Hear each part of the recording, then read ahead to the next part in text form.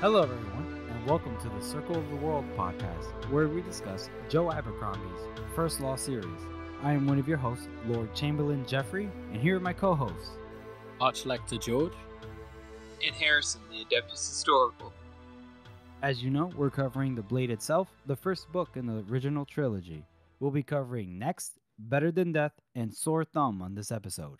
So, let's get started.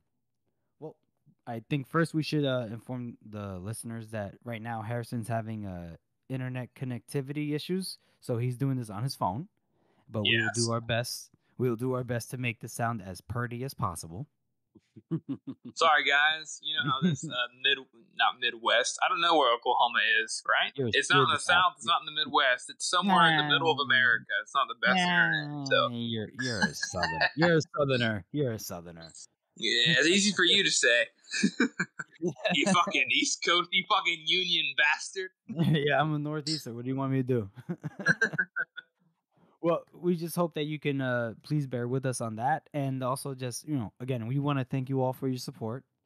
And again, just if we can remind you to follow us on all our social media platforms, Instagram, Twitter, Facebook, TikTok, and Reddit, which Reddit is we are very active on Reddit, and we're very appreciative of that, I would say. Right, guys? Mm-hmm. Absolutely. I mean, all of your questions, all of your interaction, and you guys have been very complimentary of us. And we were not expecting that. We were expecting people to turn around and be like, "You piece of shit! How dare you say that? How dare you say this?" No, it's just fantastic. You guys. Hashtag not my first law. That's what we thought you were going to say. Exactly. And we will be responding to some of your criticism later in the episode. Oh, for sure. We will be. We will be. Constructively, obviously, Unless it's me. Exactly. You keep that temper under control, Jeff. Yes, I will. I'll try my best. Mr. West. Jeff the West. Ooh. All right. So our first chapter read through is we're going to be reading the chapter Next. And here we have Archlector Salt and Glocta. They're in Archlector Salt's office and they're drinking wine together, celebrating their most recent conquest, we guess we would say. And I love how one of the first things is that Glocta's like, "Hey, so I noticed you got a new secretary there. You want to explain that a little bit?" And Archlector Salt's like, "Yeah, he was snitching to the Mercers. I knew about that this entire time." And Glocta's just like, "You motherfucker, what?" And I love how you don't really know if he's making that up or not. He could just be like, "Yeah, no, I knew the whole time, definitely, yeah, 100%." And then he's just adapted and made new plans. Right. That's not clear from the get-go. He actually did know what it was going on. Yeah. Well, it is interesting to see, through this conversation that they have. It's a pretty short chapter that Salt is basically, Glocta admits, like, oh, Salt kind of knew the whole time what was going on. We don't know for sure. He could have just been adapting to it. But even so, he was kind of in control to a certain degree the whole time. Mm-hmm. Yeah, Salt let Glocta walk himself where Salt wanted him to go. Exactly, right? Yeah, he's definitely being guided here. Mm-hmm. And I think, especially when it comes to, Salt saying that K-Line was innocent back in the first few chapters, and then we find out that he really was innocent, and Glocta had him condemned anyway, pretty much. Mm-hmm. Which, this is the thing that I want to bring up. Like, so Salt knew, about the secretary all along, and he still let Glocta focus on K-Line, but for no apparent reason. And I do think that is what Harrison said. He's a lot more in control than what he seems. Yeah. Well, with Salt, he likes to play the game. He doesn't want to reveal his hand. Glocta is just now catching on that Salt knew everything. So, and I like how we come back to that game of cards analogy. It's a very good metaphor for a lot of the political things that happen in this series. Mm-hmm. Yeah, and also like Salt, he says that he knows and that Galacta's feelings got in the way. But we just saw in a few chapters ago, earlier on, that Salt let his own personal feelings dictate what Galactus should do. So he's like mocking him for this, but at the same time, he's the one who's like, Right. "Yeah, that guy insulted me at the party. Fuck him." Right.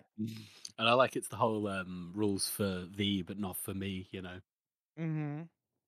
Exactly, just to assert his authority. Mm. So we find out that it was in fact the secretary that did it, and Salt is quite happy that he has a new one. Yeah. I'm still kind of confused as to why Salt allowed Glocta to focus so much on K-Line as the Thing, initial isn't it? source. Huh? Because they incriminated themselves by finding out who they wanted to go after. They had the people murdered, and maybe he kind of, in a way, foresaw all this, Mm-hmm. or at Yeah. least saw it as a possibility, and then let it happen to see what would happen. Because the evidence that they have at the beginning, like they were all saying, everybody's at the evasion of taxes and all that. It's only when you Mm-hmm. start to cover it up that you look guilty. Mm-hmm. Yeah, it could be that K-Line, he wanted to use K-Line as a fall guy, which he kind of did.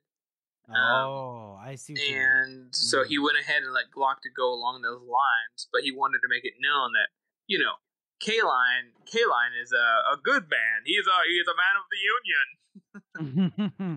Right. A few trifling matters he might take a bribe, but other than that, he wouldn't betray the Union. But Yeah. my issue is the only thing I think I guess I'm struggling is like, okay, so he's replacing K-Line. We can see here in this chapter he's replacing K-Line with Goyle, who's coming from England. And but what's the gain here? Why wouldn't have Salt said, And I don't it's think it's much K. easier to manipulate somebody who's in it for their own gain than somebody who's loyal. That's a great point, Oh, George. that's a great point. Okay, okay. And I think that's a very subtle because it's never really explicitly stated. But that is it's a very Machiavellian thing. I don't know if you guys have, or if No, I'm anyone's read any familiar. Yeah, Machiavelli. yeah. I'm familiar with the It's a, Prince. Don't worry. everybody is. I'm familiar. I'm familiar with the Art of War knockoff. Don't worry. And again, we see a lot of Joe's sort of psychology background poking through Uh-huh. here, which is nice. I like it. Right. But what do you guys Yeah. think? No, I think I've never thought of it that way, but I think you're 100% right. That it's easier for him to control Goyle. Goyle was his, as he tells Galacta, that he was his original, well, one of his Inquisitor exempts, which is what Galacta is now. Mm-hmm. And so it's easier to keep. He appreciated, even though he thought he was wrong, he appreciated that Glockter ousted K-Line because K-Line wasn't as easy to use as Goyle is, since Goyle has ties with Salt. So now Right. that Goyle's in charge, now he has complete control over whatever Goyle does. Mm-hmm. So it's a good And point, George. right, it is a very good point too because earlier when Glock had told Salt, oh, all the like everybody on the list was murdered. It leaves Superior K-Line as the possible source of information. He says you got to tread carefully because K-Line, like a person doesn't become superior just out of sheer luck. Like K-Line is well connected, has friends in high places, etc. So maybe that's what it was. Maybe Salt, in his own way, was just removing a chess piece off the board. No, Who it's a knows? good point. Maybe K-Line was more in step with Morovia. Mm. That's a good point to point out. I like that. It's good. But that's all he Hmm. pretty much says here. He basically says Goyle's on his way, Glockta, you better watch out. And then Glockta's like, oh, and Mm. then, the Archlector basically says, well, there's these other people that just came in. Baez versus the Magi, he calls himself. He's like, this is bullshit. Came in with a Northman and some little apprentice. This is all stupid. Go ahead and Glockter, figure out what's going on. And Glockter's like, how do I do that? And he's like, you're the Inquisitor, Glockter. You figure it out. Mhm. Well, before all that though, I think we should point out that Glocta does tell Salt what Magister Kalt had said about the banks, about Valent and Balk Oh, specifically. yeah. Yeah, he says, well, Mentions the call mentioned something interesting before he jumped out of the window there, and then he names the bank, and then our selector he's like he takes a moment, he considers, and then he just like is out of nowhere. He says, "No, these bankers, that they're well connected. They have too many favors owed to them, and without a witness, you can't really prove anything. So just forget that. I have a more important task for you." So Glockta is kind of in his view, Glockta's like he's He's like, just okay, the most I'll do useful what you tool. need to ask. What was that, George? It's a very useful tool at this point, isn't he, Glockter? Because he just gets results. Oh, for Yeah. sure. And he does it Yep. very, very subtly, and which is something that we know from Glockter's internal monologue that Goyle can't. Mm-hmm. Because Goyle is, he says, he's a butcher, he just enjoys torturing people. Whereas Mm-hmm. we know that Glockter is, he's sort of averse to it. He doesn't take any pleasure in it. He just Right. does it because it's what needs to be done. Mm-hmm. It's just an interesting little introspect into Glockta that he talks about, oh, I'm going to torture this guy, blah blah blah, but he actually doesn't really like doing it because Glockta does have a conscience.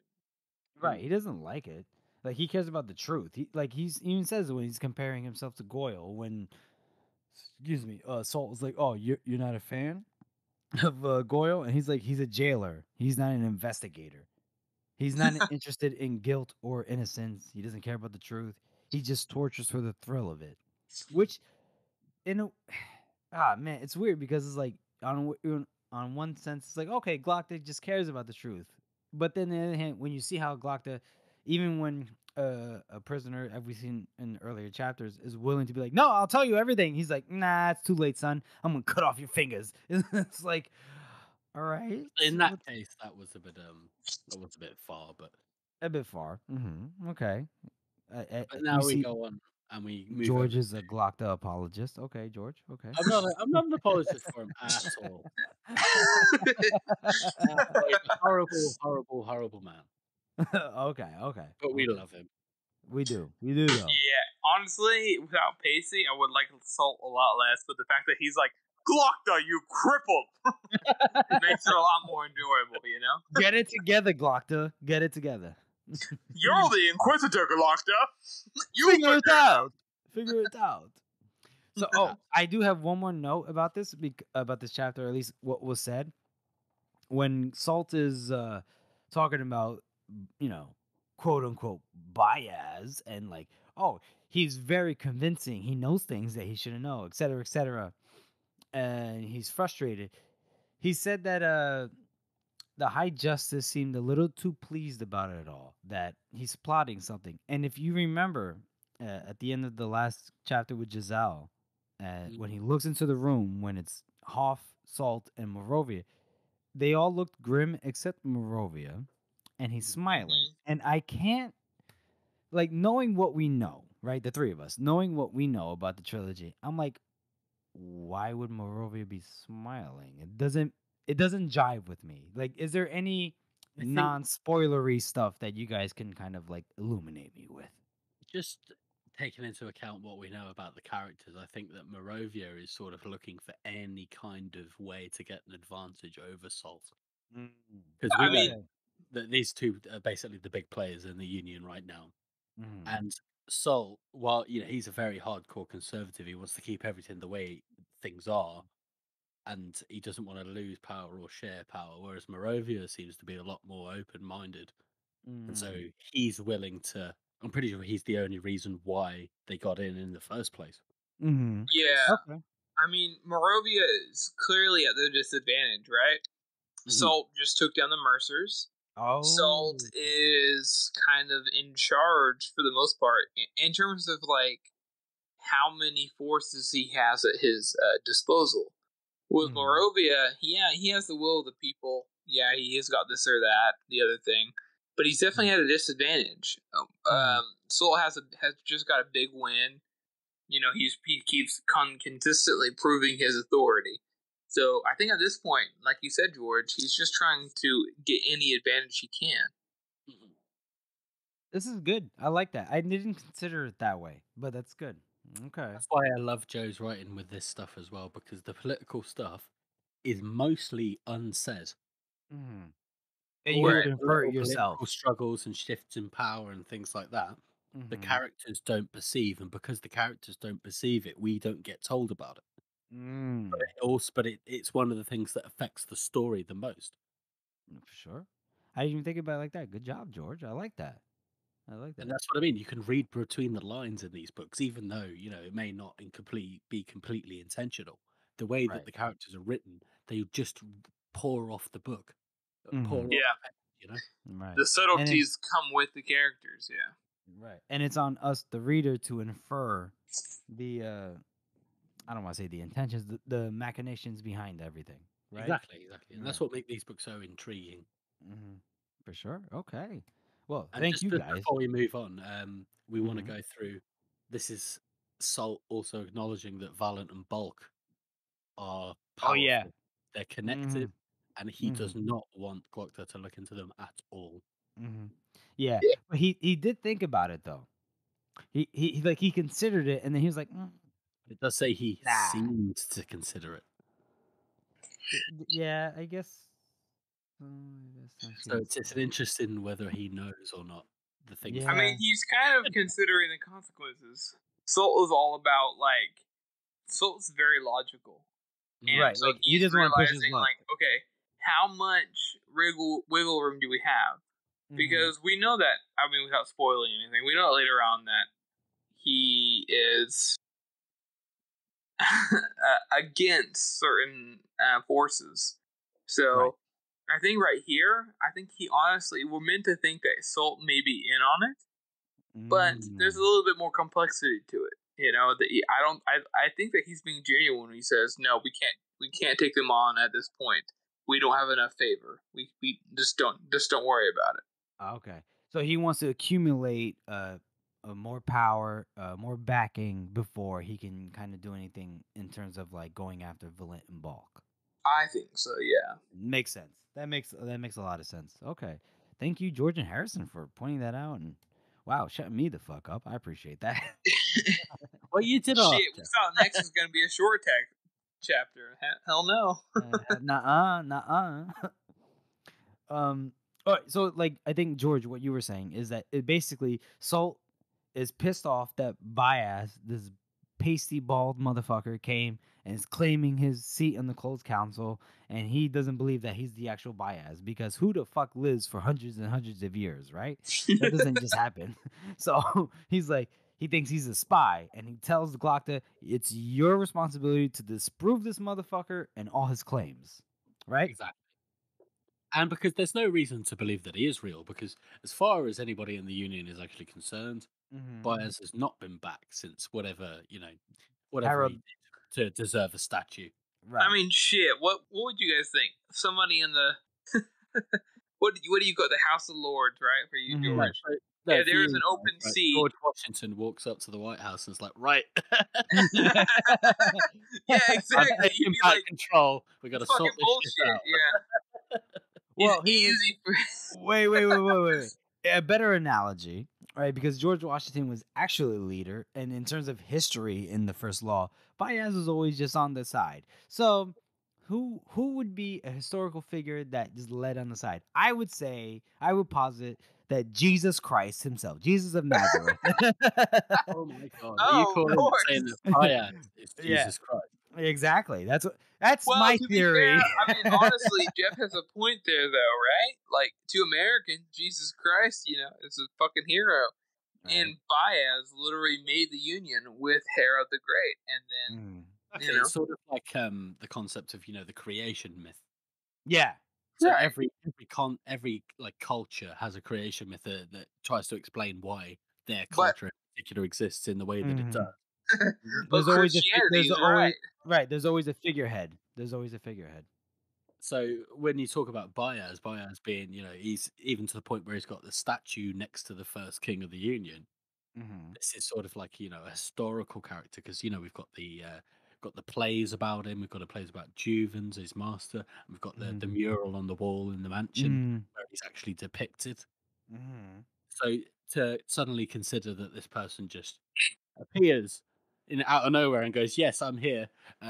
By the way, we've got to do this and this and this and that." And he's like, "Fuck it, hell." Would you believe Yeah. him? The only other thing I that wouldn't Salt, believe him. yeah, I wouldn't either.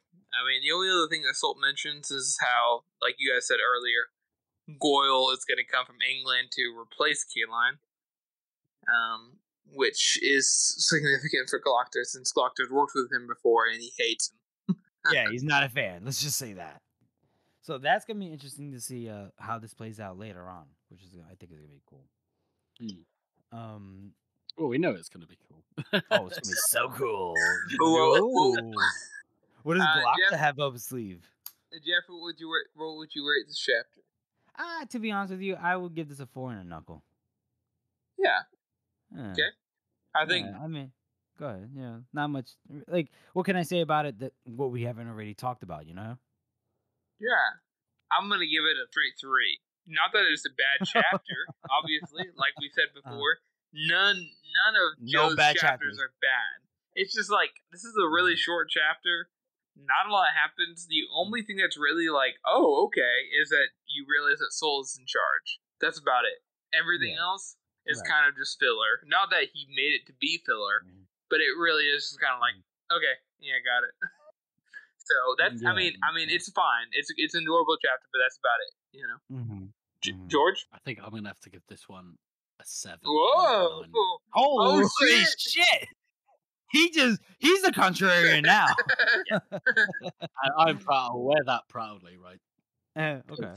I love Salt. Salt is one of my favorite characters, and it's not just because of Joe Abercrombie, not Stephen Pacey's voice for him, which is fantastic and really sells the character.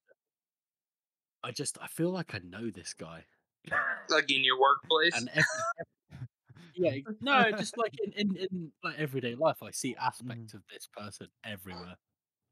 I get that. He's okay, very I get that. Yeah. Very not relatable in a sense, but it's familiar. Yeah, it's familiar. Yeah, the way that I get it's written just really, really tickles something for me. Tickles, I like that. Yeah, it does. It tickles. And we like those words like squelch and stuff Squelch. like that. Wait till the Rangers get to that one. Love that. Okay. No, it does. It's good. I love it. Now, George, I respect that. Honestly, I respect it. That's the reason why I'm the art collector. Exactly. Like, who are we to disagree with you? I like my life. I don't want to. I don't want to take totally right, 100% all the time. Yeah. Yes, I don't want to take a vacation from my obey. doc. Right? Yeah. Listen, Arch selected George. I'm totally like cool with who you are. Jeff, stop talking. And we serve and obey. Okay. We serve and obey. We serve and obey.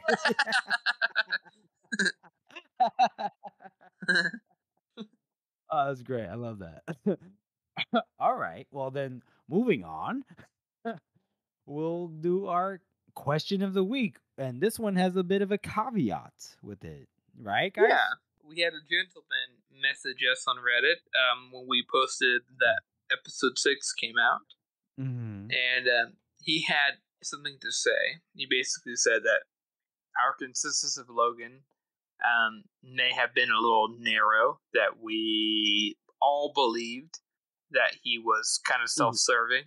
And honestly, I mean, I messaged him back, but I wanted to state on here that we definitely don't think he's self-serving entirely. He's more complex than that. We're a little hesitant to get into spoilers, but we definitely wanted to clear up that we know a lot of people love Logan. We love Logan too as a character, but he's definitely not like, we don't think he's like some hero by any means. He's got his flaws. So, George? Mm-hmm. That's exactly it. And it's a very, very well put point. This is Rum Job Steve, which is a fantastic Reddit reference if you've ever been on Reddit. But you are right in that, we don't think of this character as a hero. He is just a person. And when we do criticize and we sort of we don't talk down on him, but we really are talking about these characters as characters and not, people that we're attached to personally. If you know what I mean. Well, I'm attached. Would you? I mean, attached to him in a certain way. We love Logan as a character. We definitely think that he has complexities. You're right. And as you said in your comment, he left certain people alive. He's done good in his life as a whole. He's done some good, but he's done a lot of bad as well. And of course, the more complex he is, the deeper in the story will go, or vice versa. And we'll definitely address that. We can't talk about the things that Logan does or how he sees them yet because it's part of a bigger story. Right, we can't get into that right away, but we just can make only little take snide one comments. chapter at a time. Right, exactly. One chapter at a time. We just don't want you to think that we basically think that Logan is some self-serving asshole. That's definitely not the case. We know that there's a lot of people who love Logan, and we do too, honestly. All of us do. We all think he's a fantastic character. He's one of Joe's best. One of the best. Yes. One of the best. We just want to make it clear that we have the view that maybe he has some serious flaws, but please keep in mind that we're pretty early on. We're gonna get really in depth with him as we go on. Right. And we are looking forward to that immensely. Oh yeah. And for all of you guys that are a bit disappointed that we're not covering spoilers, I hope we're covering enough and pointing out a few things that you get, but we really do feel like there is enough to talk about in these early chapters. Oh, in terms of characterization, And if I could just say, I will say that if anyone thinks that no one's giving Logan a fair shake, or if we're not doing enough spoilers, I mean, talking about things that can cross into spoiler territory, just lay the blame on me. I will take it. I will take it. I will take it for the good of the podcast. Damn it, Jeff. It's not your fault. Everything's my fault. That's what I've been told since I was a kid, and I'm used to it. So, got a regular atlas over all right, here. folks. We'll address that in time. Don't you worry about Jeffrey. We will worry about his childhood trauma in the future. In the future. We won't right treat now, it like the podcast is more important. Yeah, we won't treat it like other characters in the series where it just goes unaddressed and it becomes a huge issue later on. We will get it fixed. Don't worry about it. Right, we will. It's not like I'm somebody that his name rhymes with Hogan. Anyway. It's fucking stupid. Whose name rhymes with Hogan? What the fuck? Anyways, so chapter 2. I don't understand that reference. Wait, what was that, George? Before we go on chapter 2? I don't understand that reference. Hogan. Like, who rhymes with Hogan? No, Hogan, not Huygen. Oh, okay, yeah, Logan. Yeah. Jesus Christ, George! Yeah, I thought you were making a different reference. No, I thought. Shit, Jeff, you and I should probably stop drinking. No, never. I will never stop drinking. Oh, a drink. A drink. Oh, I can't wait till we get some of these later books. Anyway, so our second wait, first of all, thank you for the question or / comment of the week, which was again to who, George? Who was that? User?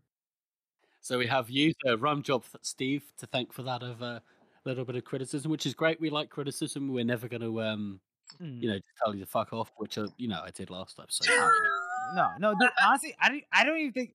But here's the thing: I don't even think that was criticism. I think that was a well brought up point on his part. Honestly, that's what we love about this. You guys interacting and having your own thoughts. Right. We love it. Exactly. I mean, we have two viewers. We have two types of viewers: people who have read most of the series or a lot of it, and people who have not read any of it. So we appreciate your criticism from that side. Yeah, exactly. Thank you, guys. Thank you. All right, take a drink. And now we're going to our second chapter read through, which is Better Than Death. And here we come across Yulwei and Pharaoh. And they are still traveling through Gurkle.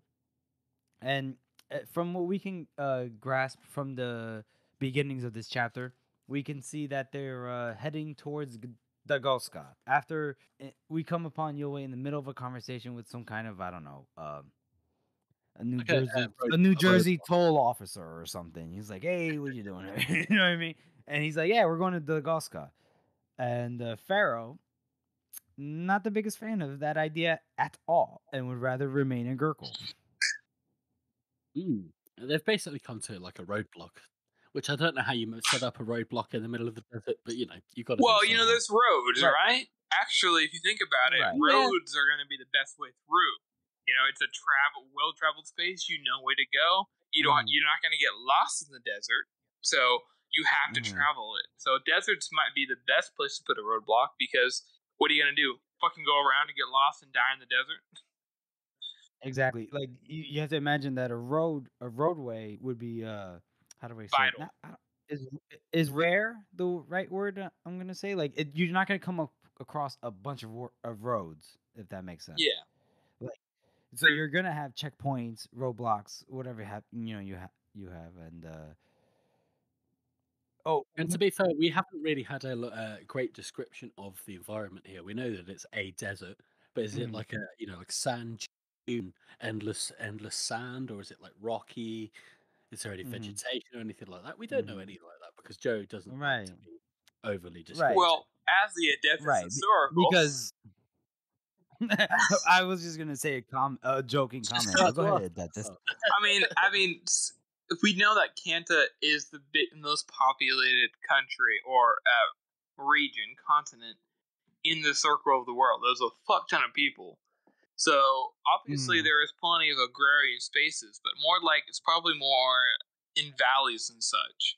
And in between is much more arid. Here, like obviously in the far south, between the far south and the normal south, like Gurkle and stuff, there is a huge desert.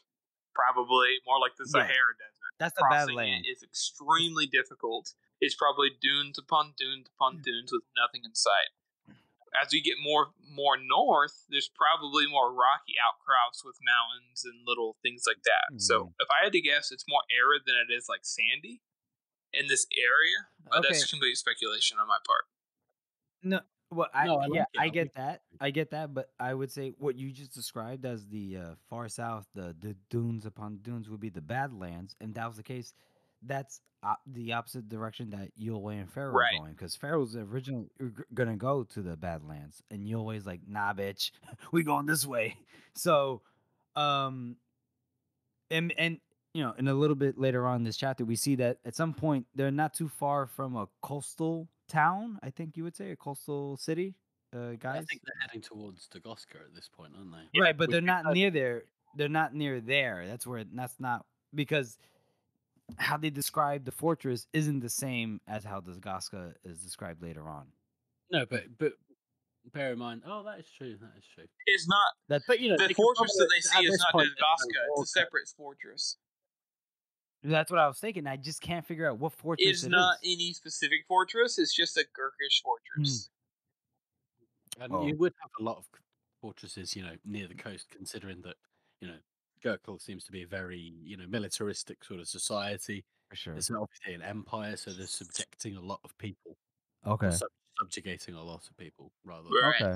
Okay. So you would have to have regular military checkpoints, just the same way that the Union does in England. Yeah. Okay. I like. Okay.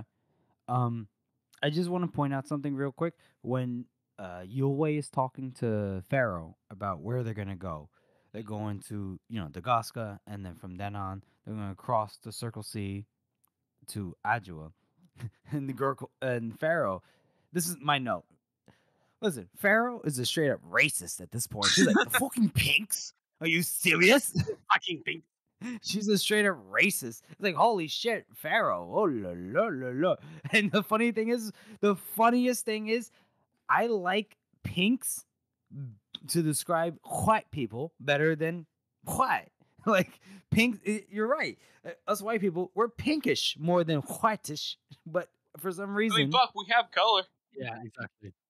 Yeah, not the good kind. I know, but I mean, we have color to our skin. We're not white. We're more pinkish. They're right.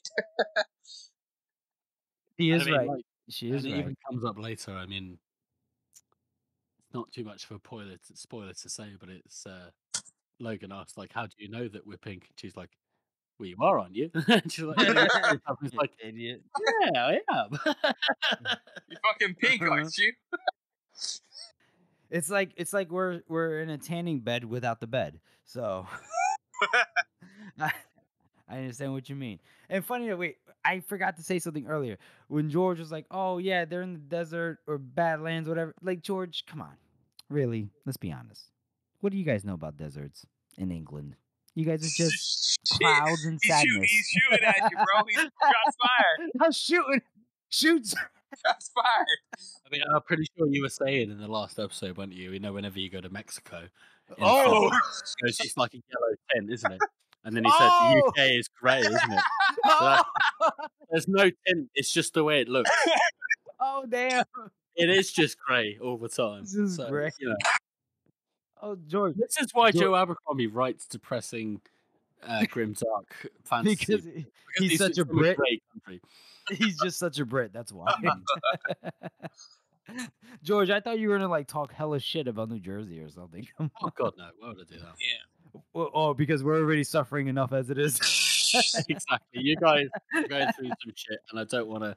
I don't want to make it worse. Oh, you know what, George? I appreciate that. Thank you for being so thoughtful. So, so Pharaoh and Yulway come up on the like you guys talked about earlier, the fortress, Yes, and they yes, see the a fortress. ton of ships there stationed. Right, Gurkha's Yeah, warships, right? and it's interesting here. I have a little theory, if you guys will indulge me. Absolutely, of Go on. course. That's all. That's what we're all about. That they're basically all Yulway's ears. like, oh my god, that's a lot of warships. They must have bought that wood from the north or Styria. Which I have a theory that Mhm. Bethod built a whole bunch of infrastructure. He built roads and walls and different little areas and cities for his economy. Mhm. Very What if easily have he? been Yeah, exporting he wood. is the one who You know? sold the wood. He Oh. sold a fuck ton of trees to the Gurkish. What else does the North have to offer? Yeah, sure, it's got fucking Chaga, and it's got mercenaries and everything. But what does it really have in abundance? It's got a hell of a lot of trees and a hell of a lot of water. Mhm. You ship those trees to Gurkel, not only does it hurt the Union, but it also allows you to build roads and infrastructure. How was Bethod able to Mhm. build those things? With Gurkish money, baby. Oh. That's what I'm talking about. That's a very yeah, no, honestly, that's a very good point. That's a very good point. I like that a lot. Like, because we at some point, like not to be too spoilery or anything, but we can tell at this point right now, Bethod is not your usual Northman. No, he's something special. He's yeah, he's very forward thinking. Mm. In my own opinion, or I don't want to say theory or anything, but like so he almost had to be this way for circumstances or people out of his control. That's what I'll say.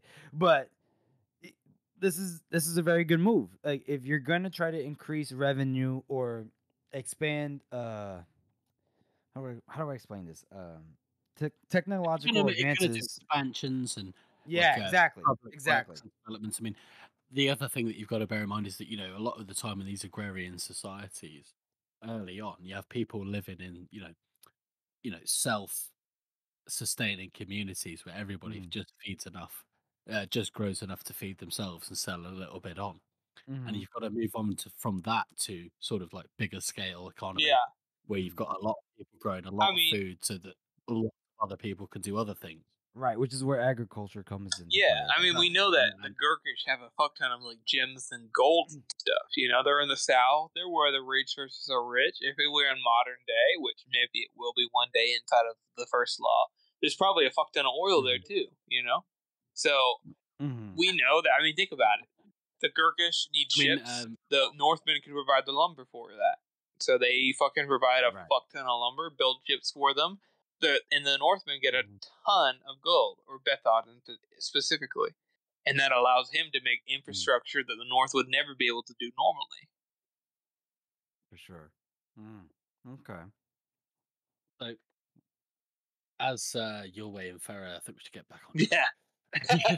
Right. Shit. I just want to say that Yulway It was is a nice worried episode. at this point. Right. Exactly, but what I wanted to say was, I like how this is basically like a Jedi mind trick.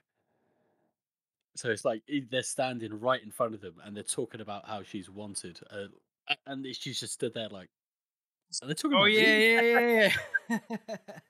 Yeah, I had that as a note too. Like that Yoi's magic is able to even alter her appearance, not just Yeah. hide it. Mhm. Which is like a crazy sort of magic. And the slaver mistakes her for a boy, Mm, or she's disguised as a boy, hmm. Right. which is very interesting. Right. Yeah, that's where I was going to come across is like that they come across a column of slaves, right, being marched to a destination that we later learn is Shafa, and the slaves were from Kadir, which is a different region, but obviously in the south. That was at one point or another under the rule of Gurkul. They must have rose in rebellion, and Gurkul said, "Fuck that, y'all crazy," and they Mm. just took, reconquered and are selling the people into slavery. And here, I feel like not I feel like it's very obvious that Pharaoh is having a traumatic response to seeing the column, to seeing the old man being whipped and the girl too. Well, that's interesting, Joe. And what? I mean, she does have a response to it, but Oh, it's less so about the girl being slaves or even the slavers. She just gets fucking pissed off that they were slaves at all, and she's like, "I was a slave. Fuck you." Because if you notice, she doesn't mhm. even. She notices the girl, yeah, but she basically says, "Fuck this guy. This guy isn't Oh, a slave." right, right. I hope I'm sorry if I was unclear. She just had a traumatic response to seeing slaves in Oh, I see what you're general. saying. Yeah. Yeah, like just seeing slaves in general, and then and then seeing I mean, there's no good word for it. The punishment, the unnecessary punishment, the over the top punishment, like being whipped. Mm.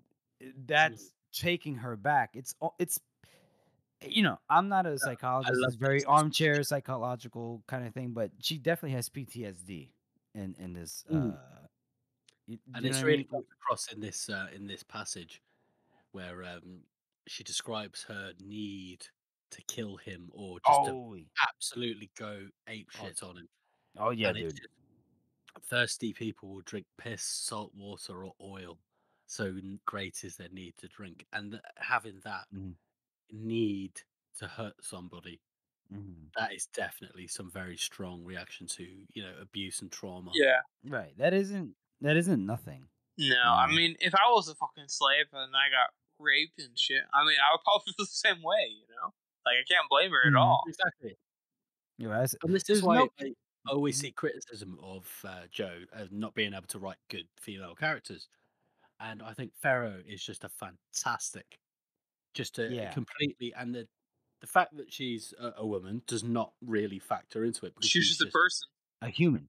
She's a she's human. just a person that has been treated Mhm, awfully a whole mhm, life and has no, has been deprived of every other thing except her need to hurt these people. mhm. And I But just think that's such a good, right, and if you think about fantastic character. absolutely, and if you think about it, like, come on, think about it. If a male character in this position had went through what Pharaoh went through, we'd all be praising Joe.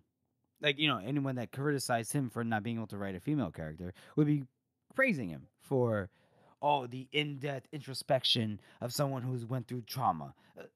So why would people say that he can't write female characters? Yeah. Because it's really not about female or male, right? Joe doesn't really. It's about something Yeah, deeper. Joe realizes that later on in his writing. You know, not even to spoil this, but he writes better female characters because. Not because he's. I think he realizes as a person. I mean, I don't know Joe personally, obviously. Could be completely wrong. But he realizes that he's not writing a female character, he's just writing a person. Right. All he's doing is writing a character. The gender is not inconsequential, but It's he's writing a irrelevant character for the first most and part. foremost. Right. Do you know what I mean? Yeah. And yeah, I mean, Farrell is just she's about to go ballistic, and no one can blame her. And then a fucking soldier sees Pharaoh, I guess, making a move, and you're always like, "Chill the fuck out, Pharaoh." And the soldier's like, He's "Oh, fed up. she's interested in this 13-year-old girl. Like, what the fuck?" And then he's like, "Hey, because he thinks Pharaoh's a boy, right? Because you always illusion magic, we can say, or whatever." Yeah. and He just tries and to then sell her to him. yeah, he's trying to sell the slave to Pharaoh on the side. And Pharaoh, like you said, George, is so close to just murdering this guy, just straight up stabbing him in the face and just. But Yowei points out something very well. It's like, do we have enough food and water to feed this column of slaves after you kill everybody? You know, like after you kill the whole world, is that all you want to do? And Yeah, I mean, Pharaoh, you always, this is kind of the first time he goes off. He doesn't, like, yeah, he does. the whole time he's always been nice and shit, but this time he's like, Pharaoh, what the fuck is wrong with you? You really think I can disguise 100 people? We know his limitations now, and he's like, you really think this is gonna be worth the time? Are you fucking serious, you stupid bitch? Jesus. Yeah. You're right though. Yeah, you're a bit much there, but yeah, I get it. Even this like optimistic Yulwei who gave water to a dying man in the desert, he still doesn't. It's not practical. You've got Right. to be realistic. You have to be.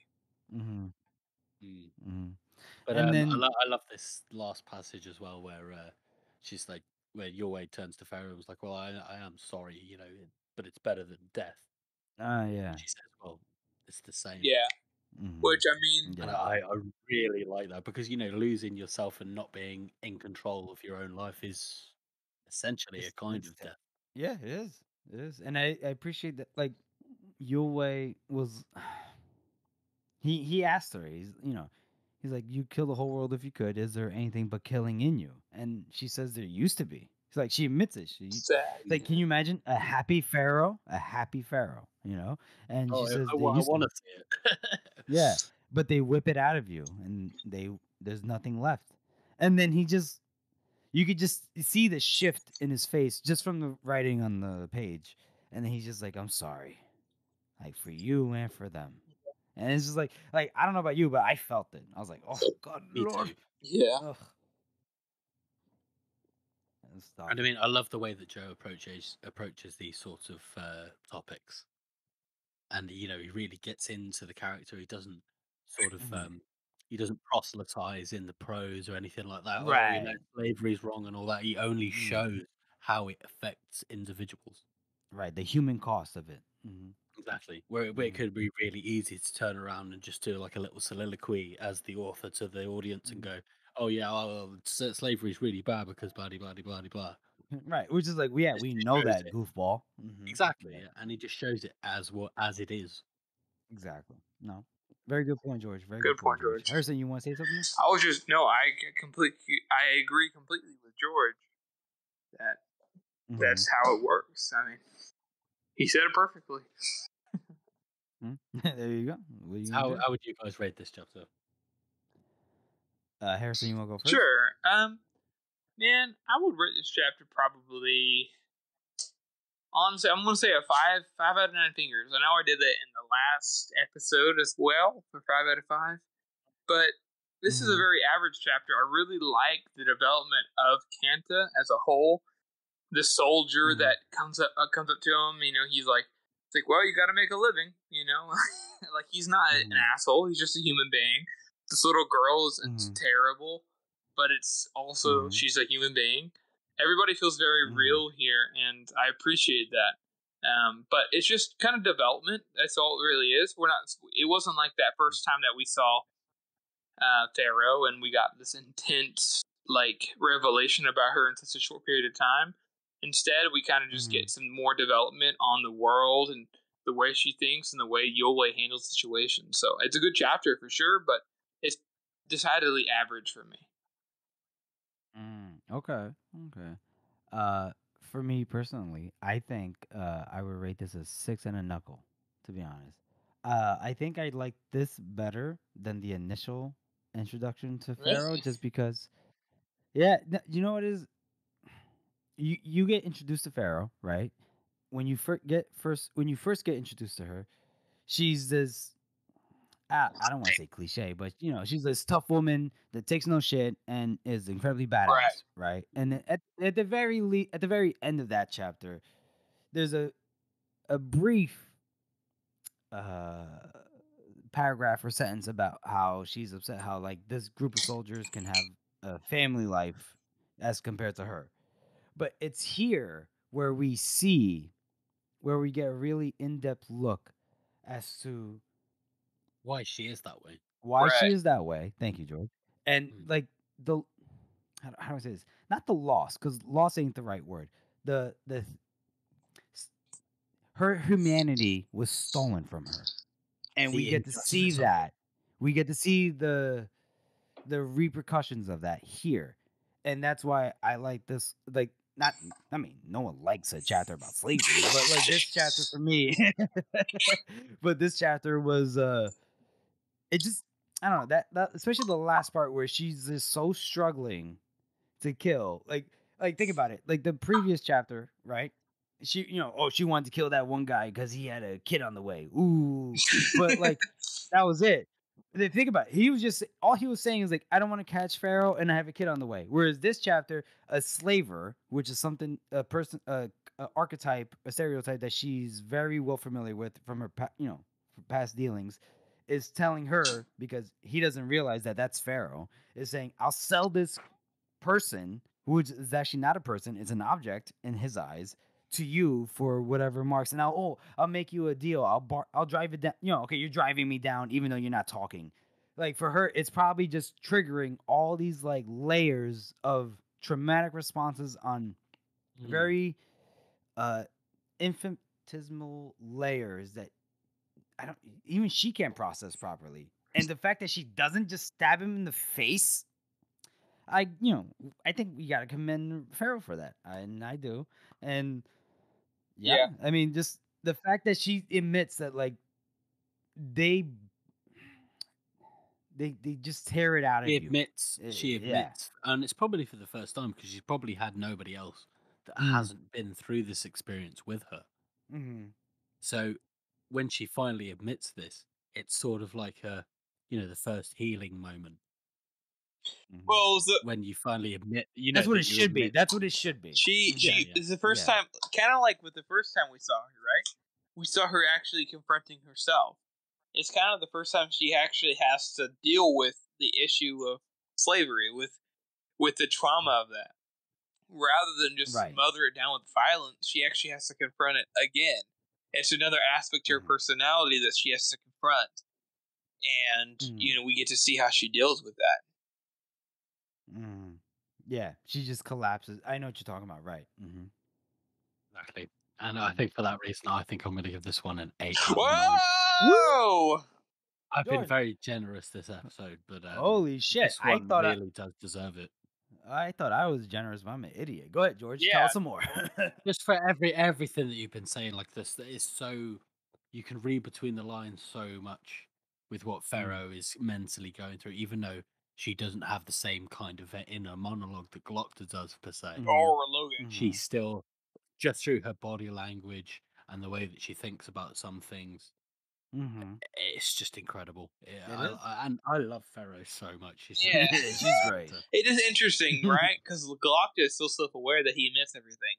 Logan is self-aware enough that he'll admit a lot of things to himself. And Pharaoh, despite the fact that she's not even really that self-aware, especially compared to those two, she you can still tell by the writing that Joe has all of the flaws that she has. In the same way that you can see Galactus when he just admits it to himself. Mm-hmm. Because I think there's really this thing here where Pharaoh is probably the lowest on any of like relative social scale. Logan was a champion. He was like the best. Oh Right, yeah, the king's right. right hand man. Right. Blocked as a nobleman, and he's always had. Apart from when he was imprisoned, he was He's fucking always good at treated everything, with honestly. preference. Yeah. Exactly, and he's just really good at things. Pharaoh has had nothing. Yeah, that's a good point. A whole life, Yeah. and it's just Good point. Yeah. can't talk about it because I'll do Ugh. spoilers. But Yeah, no. We'll get to it. Oh boy. Oh boy. Awesome, so guys. yeah, Well, 8 out of 9. That's 8 out awesome. of 9. George. That's great. I'm clapping. I'm clapping for that one, George. Clap, clap. Thank Clap. you. Clap, clap, clap. All right. All right. Well, our next segment will be best meme of the week. George, take it away. Okay, and we have user on Reddit, Tam L. Boar, which I'm pretty sure is a play on Randall Thor from The Wheel of Time. Yeah, correct me if you're wrong.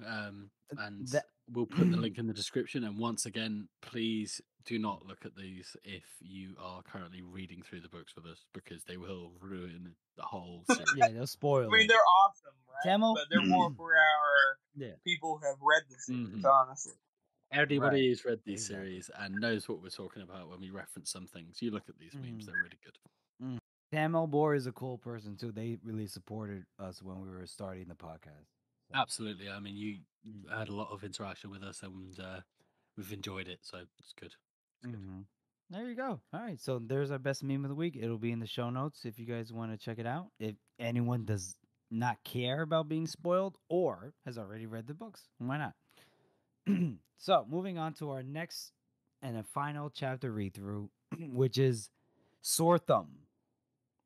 Does anyone want to take this? Go ahead, Harrison. Go ahead, Harrison. To be honest, guys, since I'm doing this on my phone today, I am All right, so I got struggling this. to get through my notes and try to look at that while I'm also not trying to be on speaker too much. So go ahead for it. It's all right. All right, I got it. So, Sore Thumb, it's basically a Logan chapter. We come across Logan. He's in the balcony of the rooms for Baez, Kwai, and Logan in the tower chains. They're looking out, and he's on the balcony looking out over Adjua, and he's just still just like stupefied by the size of it. Mm. And so he decides that he wants to explore to get some knowledge of the city until they decide to leave, because apparently they are gonna leave. Like Kwai says, "Oh, we don't know when we're gonna leave." So, you just got to do it. You just got to figure things out. And Kwai offers to accompany him, but Baez comes out of nowhere and it just shuts him down Like and tells him shitting to on him shut it. all over He's again. like, "You will not."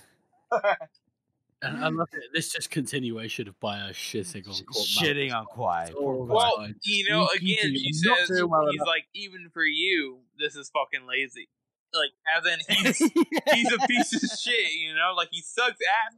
We've talked about it a Jesus couple times Christ. now, Malicus, Mhm. yeah, okay, yeah, Bias is tough and blah, blah, blah, but Malicus is also kind of a lazy asshole, Whatever.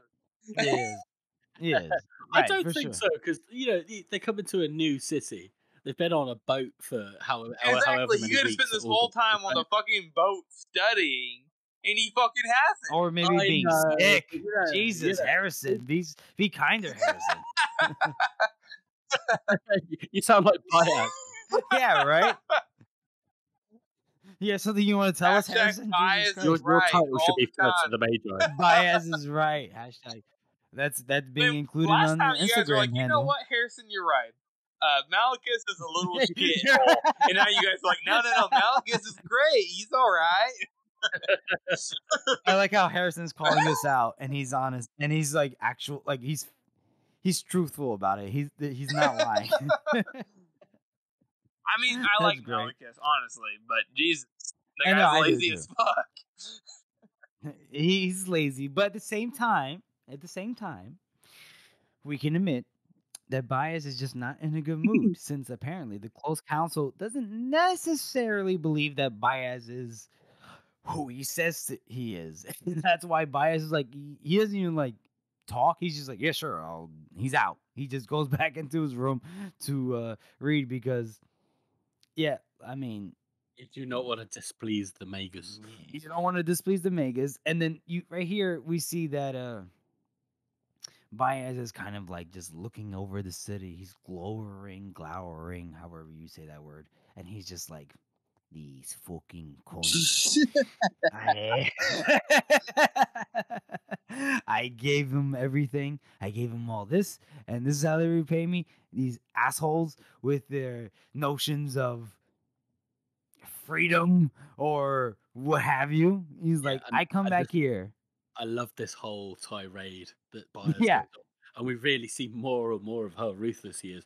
I love this line that I remember when Adu was barely more than a huddle of shacks squeezed in around the house of the Maker like flies around a fresh turd. I mean, without even getting into Really spoilers, shows you can his see how he sees contempt. people, Right. Mm. Like, he's just pissed. He's just pissed. Nothing but contempt for the Union, as far as we see. Yeah. Right. But here's the thing. This is how I think, again, a testament to how good Joe's writing is. If you're reading this for the first time, all you're reading is that a well-meaning sorcerer, Magus, is trying to come up and help the Union or whatever have you, and they're just refusing him. They think he's a spy, and he's pissed at that. And he's like once someone refuses you on something, even if you think you're in the right, you're gonna automatically kind of view them as less than.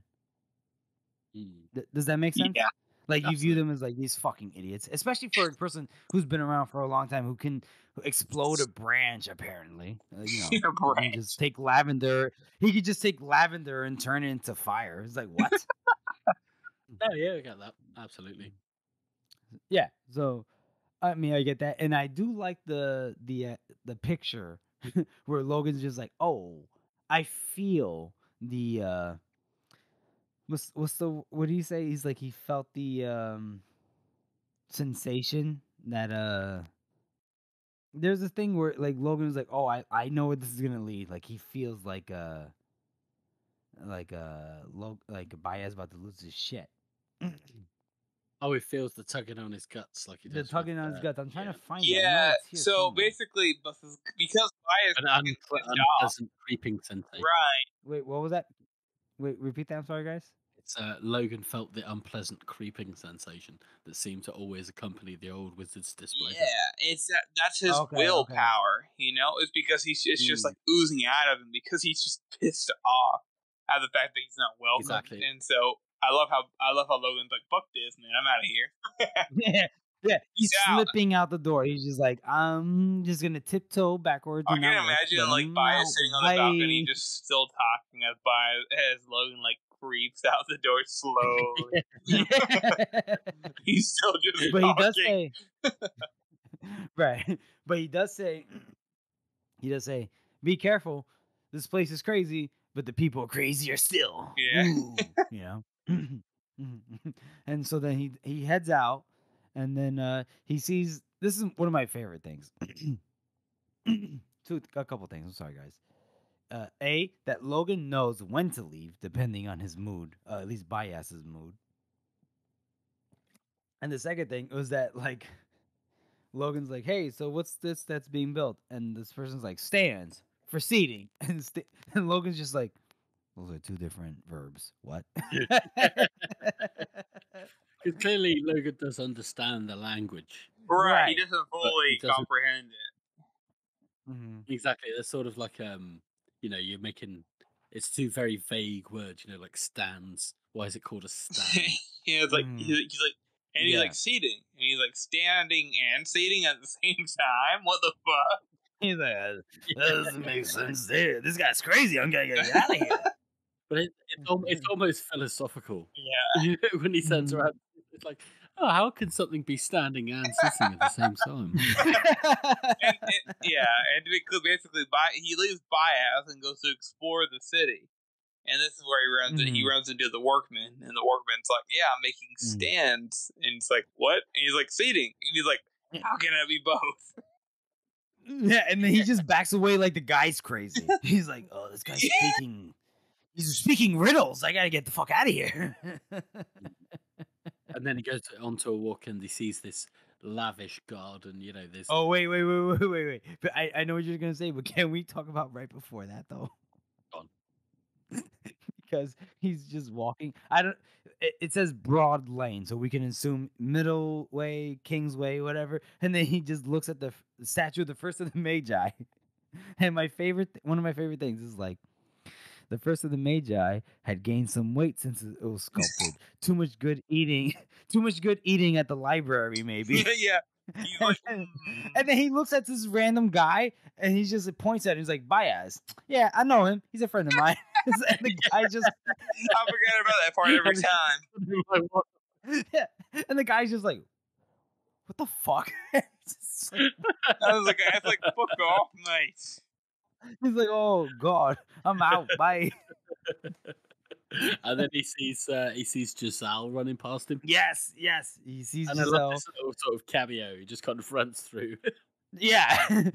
He's like he just sees him running like his regular, thing, and Logan's just like, Where's he going "Why?" in such a hurry? Yeah, where's he going? Where the fuck? Why? And I This I find that kind of interesting because obviously, if you live a whole life where you're constantly fighting for survival, the Mhm. concept of doing exercise for the sake of exercise must be a very alien kind of thing. Oh, for sure. Yeah, because they're always traveling like over mountains, hills, warfare, what have you. And Yeah, he's and just like, you've gotta save your food and how much have you got to eat and all that. Whereas right, he's never experienced somewhere where you've got enough calories that you can afford to waste them by just right. running around for no reason. I never thought of Logan's that, like, this George. guy's. That's a good point. He's yeah, exactly. Logan's just like, this guy's goofy. I don't know What why the he's hell is doing he doing, that. wasting the calories like that? This silly He's like the hoe, macros, silly bro. The hoe. macros. the macros and the micros. You need to like get your calorie intake correct. So, Gains. uh, gains, and then so Logan is he keeps walking. He sees the garden, like you said, right, George? Yeah, yeah. Yeah, he's just honestly at this point, Logan's just confused by everything. He's confused by the buildings. He's confused by the gardens. He's like, grass is cut. What? Flowers are in a specific shape. He's confused by the men in their foppish dressings, as he says, and the women dressed up like, what did he say? He said Pale and ghostly. pale and ghostly, in elaborate dresses. It's like he's just so confused. He's just like, what world am I on? He watches a group of soldiers running through drills, and then finally he kind of just chills out and he sits next to the house of the maker, right? And then here we get a little bit more, I think, as you said earlier, Harrison, a cameo where Artie comes by and asks to sit next to him and strikes up a brief conversation with our boy Logan. It was pretty brief. It was pretty brief, but I enjoyed it. Yeah, I mean, Artie comes up and she's like, "Hey, what's up?" And he's like, "Hey, what's up?" What up? And then they're just like, Yeah. he's like, "I'm just chilling, bruh." And she's like, and she's like, no one pays attention to me. And he's like, "Oh, that's weird. You're pretty." And Yeah. she's like, Yeah. "All right, I'll see you later." Mm. And she just walks away. He's like, Yeah. "Okay." That's the extent of the conversation, pretty much. But honestly, Yeah, I think we all Mhm. agree it's kind of hot. What? It is. I think me and George talked about it earlier. I personally kind of ship Artie and Logan. Yeah, it's like she wouldn't care enough so long as he gives her attention. And he's a pretty good That's guy if it. he Oh, can give her attention, other than the fact that right. whatever else happens. You know, besides the fact that Logan's Logan, besides the fact that he is who he is, he'd be a pretty good guy. He'd be pretty I mean, good. it would have been cool That's to the see. real good ending of this series. Yeah, that would be great. Joe, rewrite the entire thing. I mean, we fucking love the ending, but shit, this would have been cool too. Mm.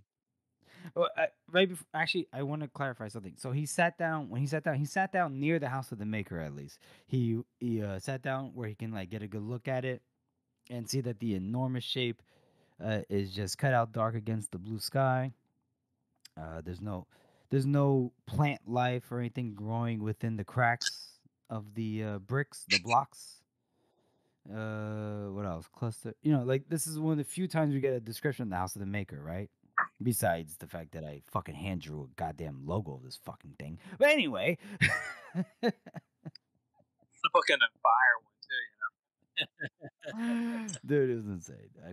I hate myself. Whoa, Whoa, whoa. bro. Whoa. Oh, It's a I good like logo, man. It's a good logo.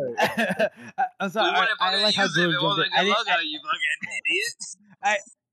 I didn't mean that. I just meant how I'm. I can't even explain it. Forget it. Just go continue, guys. Go ahead. What were you guys gonna say?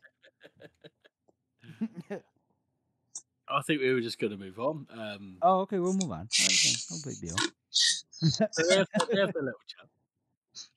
What was that, George? I They have heard their like. little chat, and then she fucks off, and then we just Mhm. we cut to later tonight when Brogan wakes up from a restless sleep.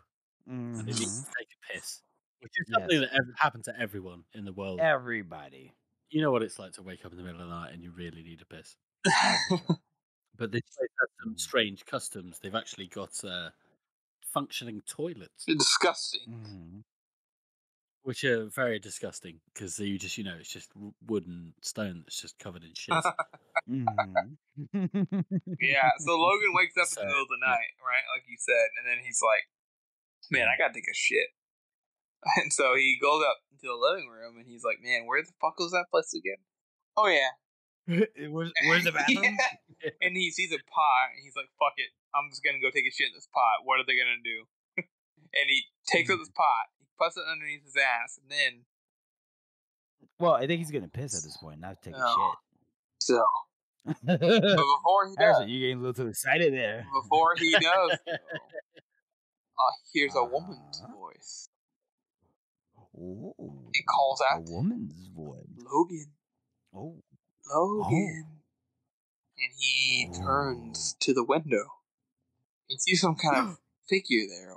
Perhaps a woman? It's ghostly and pale. Right, it's a woman's voice. So And yeah. he realizes that the woman's voice is his dead wife's, Sylvie. No. And he's like, Sylvie? Delphi? Is that you? Mm-hmm. And it says, And he just fucking Logan. smacks her with And the he's like, No, he doesn't. He doesn't do it yet. He he's doesn't like, do wait it a yet. minute. That's not my wife. My wife's Yeah. dead. And he grabs the pot and gets ready to smack her. And she's like, Logan. And he sees like a white hand that's like reaching out And to then him, almost like deformed and long fingers. And then boom, bitch! right. Boom, bitch. just fucking smacks her over the head. No, but he doesn't though. All it says is that He gets ready before he does it, he raised the jar, but then suddenly the room was bright, and then he's like, "Oh fuck!" And then he closes his eyes and everything, and then after that, he kind of like peeks, and he's like, "What just happened?" Yeah, the entire wall gets blown out from the balcony, blowing away this ghostly pale woman that had the voice of his wife. Yeah, and then out of nowhere, Bias is just like, "Oh, it's gone." And then Logan's like, "What? What? She knew my name." And he's like, Anita, And then- probably. He doesn't know for sure, though. He doesn't know for sure. Yeah, and then Logan's just so confused. He's like, "An eater? A what? A who?" He's just all kinds of confused. And then the guard bursts in, and he's like, "Oh, what happened here?" And then he looks. He's like, I need to report this to anyone, somebody, anyone." And he just like leaves. and then Malachus he bangs out his bedroom, and then he's just like, "What the fuck happened?" And then Logan asks him, like, "What's an eater?" And then Malachus gets all, "Oh no, it's forbidden to eat the flesh of men." And then that's it. Oh wait, shit! I did the. Sorry, George. Go ahead. Do the last line of the chapter.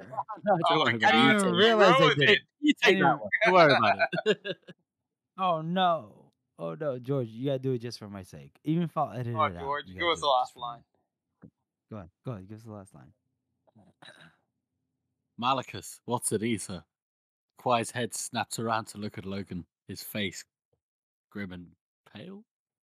A picture. A picture of horror. Sorry, my thing came. I'll do that again. Okay. Malachus, what's an Ether? Quiet's head snapped around to look at Logan, his face a picture of horror. It's forbidden, he whispered, to eat the flesh of men. Ooh. Gave me goosebumps there. That was good, George. It is worth noting the reason why he couldn't have Bias because Bias passed out because he fucking he overused his art again, probably. Right.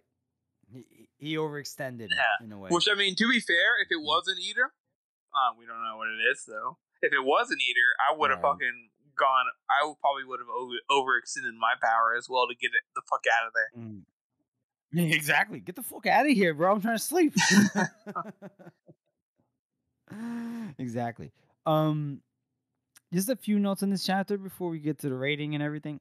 I just want to say, like, I don't know if it's just only on like Logan's end or not, but there probably isn't that much travel between the North and the Union, or at least Adua, because or if like maybe the architecture of Adua is that much more advanced than the rest of the world, just because of how when Logan sees taking his, he's taking his little trip and he's looking at the buildings and stuff, he's just so bemused, he's so bewildered by the shape, the sizes, the capacity of these buildings, you know. Uh, and then the only other note that I had was shipping Logan and Artie. That was it. I mean, the infrastructure of the Union is pretty extensive. I mean, the North, in terms of infrastructure, is pretty poor. I mean, in terms of like soldiers and men and ferocity, and they have a lot of tradesmen, but in terms of infrastructure, it's not very developed at all. Up until Bethard made some new roads and made some new walls, it was pretty piss poor. So, yeah, I think that's accurate. I think in terms of like the real world parallels, the Union is sort of like a Renaissance almost experience. If you know what I mean. So it's a much more developed societally and technologically than the North is. But that's also just because of political points. The North is very much divided all the time, whereas the Union is, a union. Yeah, it's true. It's only recently. Yeah. And whether or not they kind of, pull in different directions, like this been said earlier, they kind of all are on the same page. Whereas in the North, you can just go, oh, I don't, that guy fucking, he's stealing my crops, and they just go to war and they're all dead and nothing ever happens because everybody's always fighting. Yeah. People have to work together in order for change to progress, in which something Bethard understands. That's very true. That's very true. Well, what do you guys rate this chapter as? Go ahead, Harrison.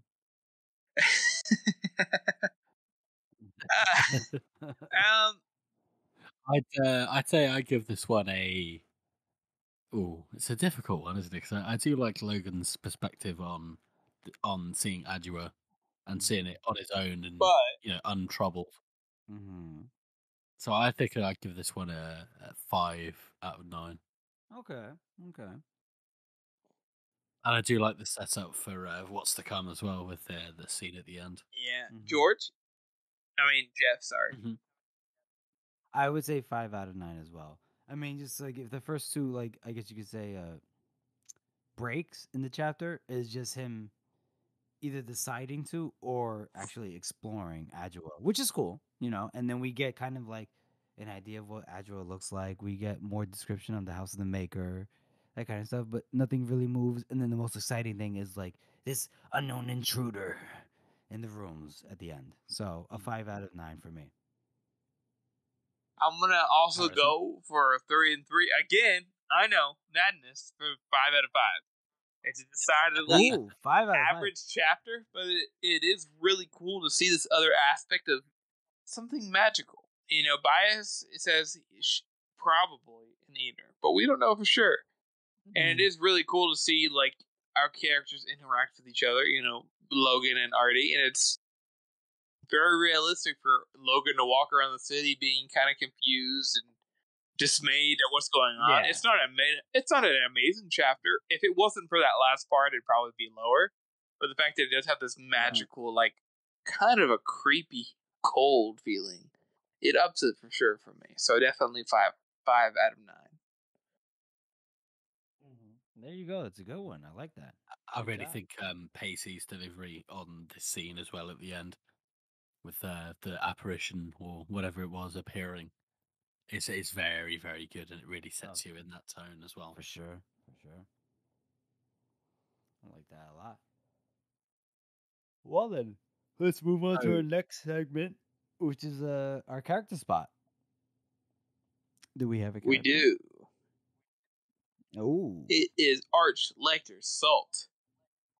Oh, snaps. We're going to the top of the food chain. We're finally doing it. Yeah. Arch Lecter Salt. We might bring him up again, but he is, we don't get to see much about his personal life, but we do see how much in control he is. He's not, we kind of made to believe like, oh, he's just somebody who was out for himself, which is kind of true. But he's very competent. We see in Next that he is on top of the ball. He's the one. He knew he was going on the whole time. He's the one who let information link to his secretary. It makes him much more intimidating when he's in the scenes, realizing how powerful he actually is. Whereas before we thought he was this kind of a pompous asshole. Now we realize that he is actually a big boy. You know, he's a player in the game. Right. Oh, he big boy. Exactly. George, do you have anything to add to that? I think I've said it all in this episode. Like, he's just the absolute smuggest and most self-satisfied bastard that anybody's ever met, and it just works so well. Oh, You know, he's laughing at his own jokes. I'm sure everybody knows somebody that laughs at their own jokes. Yeah. What a douchebag. Yeah. And everybody knows a guy like this. Everybody knows Archer likes salt. Yeah, that's true. And That's true. just for that reason, he's one of my favorite characters in this series. Well, I support this choice for this character spot. I support it.